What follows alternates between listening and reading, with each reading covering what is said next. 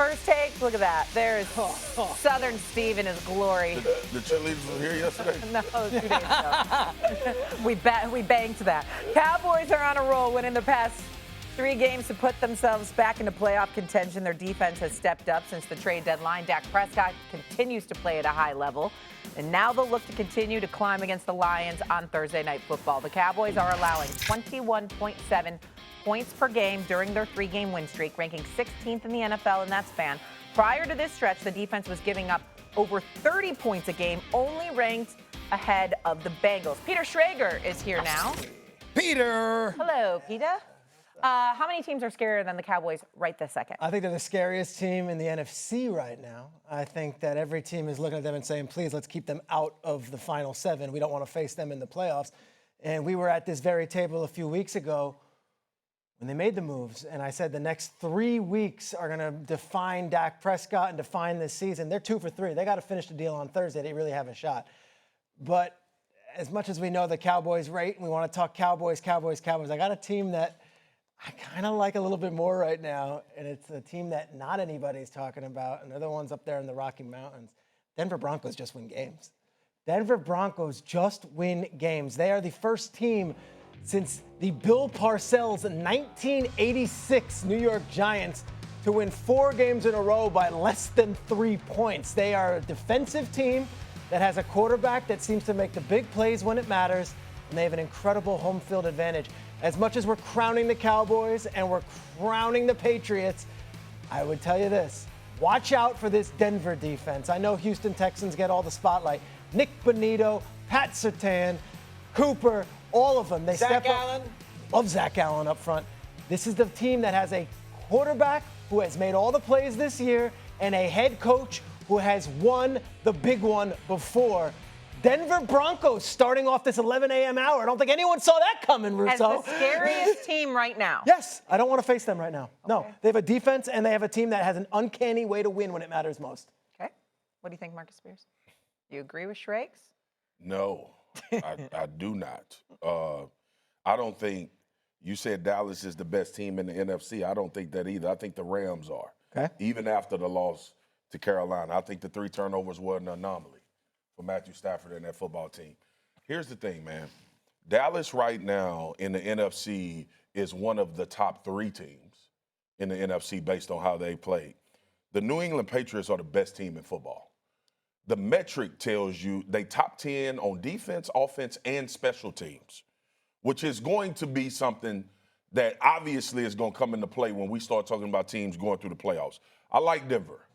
I also watched the Washington Commanders go up and down the field with the backup quarterback against the Denver Broncos. Name would be Marcus Mariota. Absolutely. I also saw earlier in the season them have to score 33 points in the 4th quarter against the Giants. No doubt. They have their flaws, but they also, to your point, finish games, defensively phenomenal. Bo Nix is clutch coming through.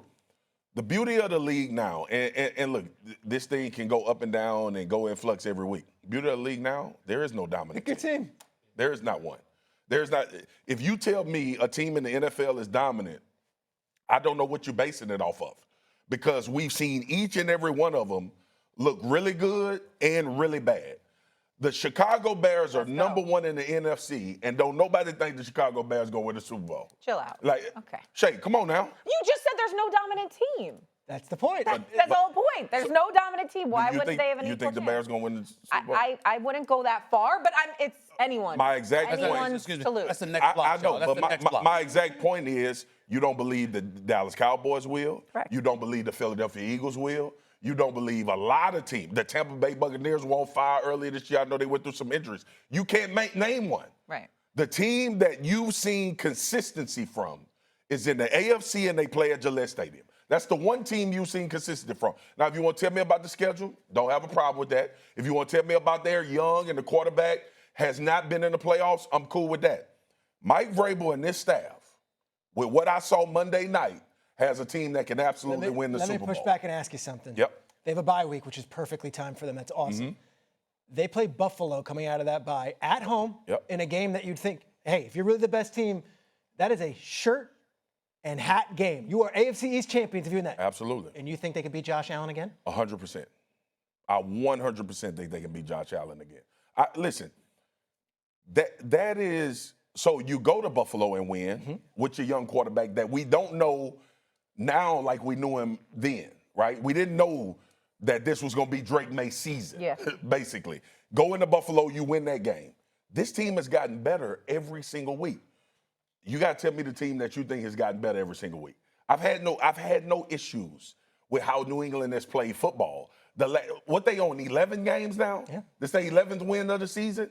We've seen teams lose to bad teams. Carolina just beat the Rams, who I think is the best in the NFC. They are not losing games. And they are not losing games because they are actually dominating a lot of phases of these games. I got the Patriots right now as the #1 team in the league. Filibustering again, huh? Okay. I just had to respond to Schrager. It's a good strategy. I'm going to shut it down, though. Here's the deal.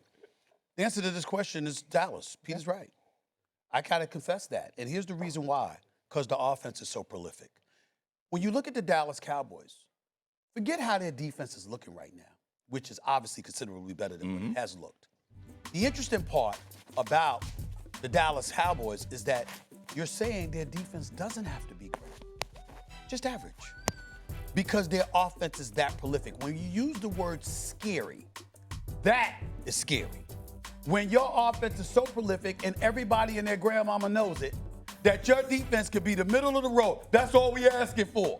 We ain't asking you to be Ray Lewis and T. Sizzle and those boys and Ed Reed and those boys. We ain't asking you to be the Bears of '85. We ain't asking you to be the Giants with Strahan and the crew and O.C. Umenyiora and those boys. We're not asking for all of that. All we're asking you to be is average because our offense is that damn lethal. The word scary applies when that's the narrative about your franchise. We got where you going, I'm going to take San Francisco. And one thing I'm going to, what do you mean what? Let's hear this. They won at Seattle. They won at the Rams. Do you see their schedule? And by the way, Swagu, I love you like a son, but take it easy with the Patriots. They beat Buffalo on the road and at Tampa, and that is it. They have done nothing. Those teams they play stink. The Giants stink. The Jets stink. Miami stinks. Take it easy. Let me see them do something. San Francisco, they're 9-4, okay? In the division, they're 4-1 with Seattle at home. They won in Seattle. They won in L.A. against the Rams. They have a bye week. Their schedule, they're going to beat Tennessee. That's 10. They have Seattle at home. They play at the Colts. And their last game is the Bears at home. They're going to go 3-1. San Francisco is going to end up 12-5, and they could win the division. They're going to have a better record in their division than the Rams are going to have.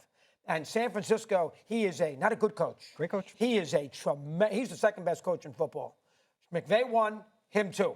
I don't think there's any question about it. He is that good. Shanahan wins with Mac Jones. He's absolutely fabulous until Super Bowls. Well, go ahead. All right, he lost 2 close games, Steve. I mean, geez, take it easy. You got him handling Indy, Chicago, and Seattle. You got him winning. That Indy game is a Monday night game. One game on the road, and he's got Tennessee. So, yes, he's going to beat the Bears. He's going to beat the Bears, and he's going to beat Seattle last game of the year. And he's going to beat Tennessee. That's 12-5 minimum. Even if I give you a loss, even if I give you one in Indianapolis. Purdy's healthy. They got a Hall of Fame tight end. McCaffrey's a Hall of Fame running back. They got a Hall of Fame left tackle. Look what they did in Cleveland. They should have beat. They beat the Rams in L.A. They killed Seattle. San Francisco does not get enough respect. Be careful. And I'll tell you something else. Football team. I'll tell you something else. And banged up. He wins road games. And still winning. He wins road games. He won in Lambeau against Rodgers. He won in Dallas against Prescott when Dak didn't know the rule about giving the ball to the official on the last play of the game. Shanahan wins road games. I'll tell you right now. Scariest team in the NFL? Shanahan was also an offensive coordinator with a 28-point lead in the Super Bowl. I understand. And forgot to forgot what a clock looks like. Let's not forget. Dan Quinn was the head coach. Yeah, you always bring up history. You always bring up history. I'm surprised at you. You don't bring that up? You don't bring that up? Because you got Julio Jones and Matt Ryan? He's been to 2 Super Bowls. And I lost both of them. Lost both of them. You basing this off Purdy being back? I'm basing this on the culture of the team. No Fred Warner? Yeah, culture of the team. They've proven they can overcome They have culture. Man, dog, Is he a Hall of Fame running back? He's McCaffrey? Yes. Absolutely. They have a Hall of Fame tight end? Yes. George Kittle? Do they have a Hall of Fame left tackle? Yes. They got 3 Hall of Famers on offense, and Shanahan is not a good coach. Yeah. He is a great coach. They've already won in Seattle. Yep. They already beat the Rams. They got an easy schedule with a bye. Don't sleep. Don't look at me that way. sleep. Don't be look. It's just the Don't word sleep on scary. the You You got Niners. them as the scariest? Yeah, scary means you could sling it all Yes, over the yard. You scary. could put up points on the dime, and I don't feel like we relate. Clearly, you don't know what the scary Niners means. to that. You know what I'm saying? What scary means to you? That's what it means to wait, you? New England is You know scary. what I'm saying? New England is scary. I think the Niners Patriots are scary. I think the Niners are scary. The Patriots are scary, bro. I'm telling you 49ers right now. are not scary. All right. Yeah, they are. You didn't like my No, Broncos? we'll leave this My here. Broncos? They're They a are. good team. You want to not see? scary, but You want to they- see San exceptionally well Francisco coached. in your building in a playoff game? Yeah. I wouldn't want to see Yeah. that. So here we are again. Chicago not only sits atop their division, but also atop the conference. They lead the league in takeaways and turnover margin. The defense has the second best third down conversion rate in the NFC. They lead the NFC in time of possession. They're second in the league in rushing yards per game, first in yards before contact. Our coach just casually yelling shirtless in the locker room. We got free hot dogs in Chicago. Yet here I am again. Are the Bears good? The obvious answer is a yes. But what could really ruin Chicago's Christmas spirit is the next two games they have in the next 2 weeks against the Packers, which for those that don't know, it's actually the best rivalry in the NFL. So here we are, guys, asking the question, are the Bears good? In fact, do you think the Bears could contend for a Super Bowl, Doggy? No, I do not. I do not. I understand they ran for 200, what was it, 200 yards against Philadelphia? 250. 250 against 255 Philly. to be We'll get to that a little later about the Eagles. Mad about, make sure you're paying attention for a change. Okay. Yes, so, I mean, I give them credit for that. That was their first signature win of the year. I give them credit because they had beaten a lot of lousy teams, so that was important for them. But Caleb Williams has not been playing that well. They get a little nervous with him late in games against Minnesota. They ran the ball, and they settled for a 48-yard field goal to win. Last week, they were very careful about, and it was windy, but they were very careful in certain situations. He's not as accurate with his accuracy as you'd like. I almost get the idea that sometimes they're playing around Caleb Williams instead of playing with. Through him. That's me. Yeah, Now, I got you're the expert, I but got that's you. me. I got you. So I have to see a little more. They have Green Bay twice. They have to go play the Niners on a Monday night, which is going to be a very tricky game. The Lions could be a playing game, the last game of the season. They have one other game that's tricky, too. Who's they got? The Niners? It'll be Cleveland. Oh, and they beat the Browns. Okay, so that's 10.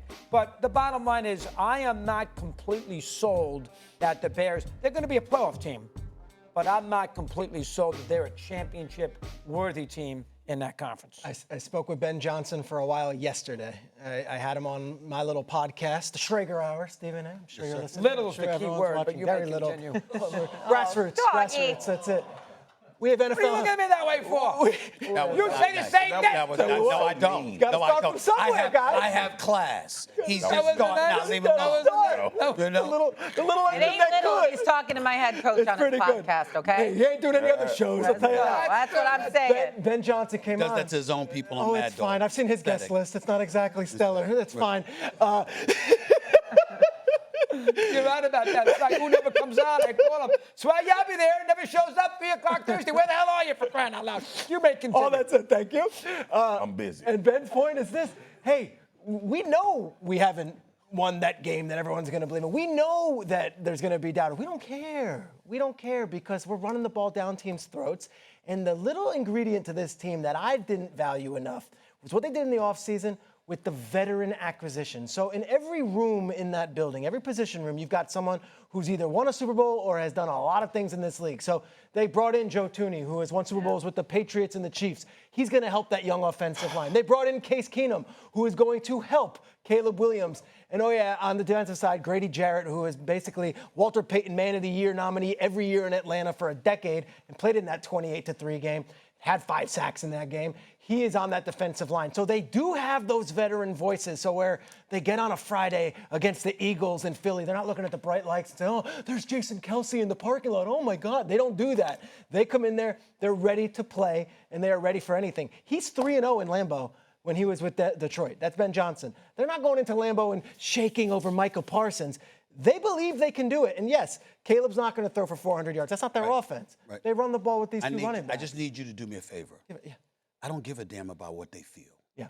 Give a damn about what they do. gotta Stop do it. saying that. You say that a lot when you say about they really believe. Okay. Who cares? Fair enough. You know why? Because there's a whole bunch of people that believe, and then they get on the field and they get their ass kicked, okay? Do you think the defense believes in themselves? Sure. But right now they're ranked 27th defensively, 25th in scoring defense, 28th in rushing defense, 26th in red zone defense. You think they believe in themselves? I'm sure they do. I'm sure they'll go out and tell you, we believe, we really, really believe. We think we can do it. See him with But the you know shirt what? But guess what? funny. That's not good. That's not good enough right now. I'm a fan of Caleb Williams. I think he's got an upside. Under pressure, he's only completing 37% of his passes. We understand that. He's got some improving to do or whatever, right? But the defense is opportunistic. You got 26 takeaways. You got a plus 17 turnover margin. It's very impressive in that regard. They're opportunistic. But guess what? You got a big-time running game that helps the fact that Caleb Williams is still struggling and still trying to find his way. But you can't stop the run. So come playoff time, that matters to me.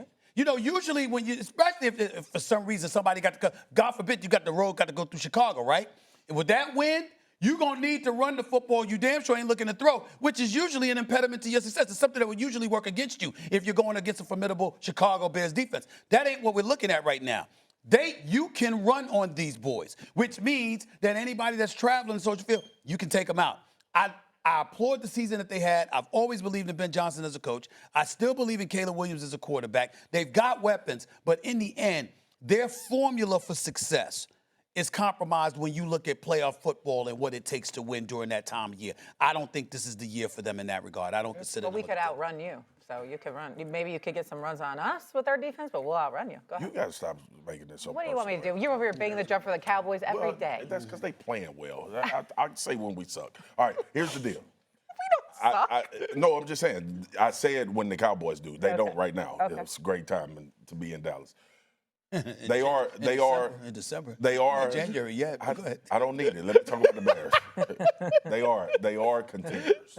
All right, and I say this because of the rest of the field, and not because I think the Bears are this great outfit. I think the Bears have a formula. Obviously, when you can run the football in the NFL, you got a chance to win every game you play in. Now, if you telling me that somebody gonna come into the stadium or they gonna go somewhere and somebody gonna stop them on the ground, then I give them no shot and wouldn't think of them as a contender. But I can't watch a team put up 255 yards rushing on the Philadelphia Eagles when the two previous weeks we talk about the Eagles, arguably one of the best defenses in the league, how they were playing, and not think that team can take that on the road. Caleb's legs is something that people don't talk about enough. This team doesn't have to be uber explosive through the air to produce on offense because of the run game, because of an athletic quarterback. And there are times when you see Caleb rip it and you're like, all right, I understand why they took him number 1 overall. All right. So I think because of the field, not so much that Chicago is this dominant football team, that if you get them in a playoff game with their formula, they're going to be hard to beat. And that's just from football context. Now, if you get an early lead and you make them play from behind and they got to push the ball down the field constantly over and over, they're not winning that. But if this team can stay in the vein that they've been playing in from a football standpoint, they got a chance to win every game they play in. That's like me with the Patriots, right? We get to this point in the season where we start talking about, well, who did they play and nobody's playing. I'm looking at the style of play now. Like, I'm looking at how dudes actually play the game. Do you have a run game? Do you have a quarterback that can overcome some X's and O's at times? Is your defense going to show up? Do you have guys on defense that can make game-changing plays? Special teams a big part of that. But, Mad Dog, we've seen this over and over again, right? We look at Philly last year, super dominant team all the way throughout the season. Name me one.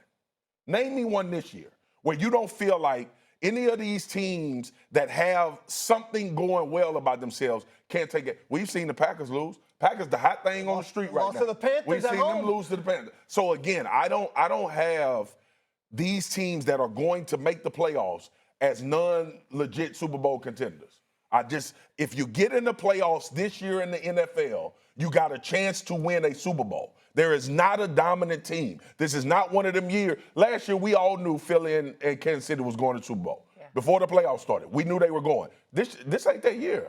That's why I think that if you get in, you can be a contender. I do think the Bears need home field. Well, yeah, right now they have a 12% chance to get the 1 seed in the NFC. That's a tough road. But if they do, and it has to go through Chicago. Johnson makes up a lot of Caleb's immaturity. Good coach. He's a good coach. He makes up. I agree. I loved your nugget about them being undefeated against Green Bay. I just, I'll put I got that to in my apologize. pocket I'm and sorry save it for Monday. questioning your guest list. It's stellar. No, you can do anything you want. I got on you. You don't look at me that way. Coming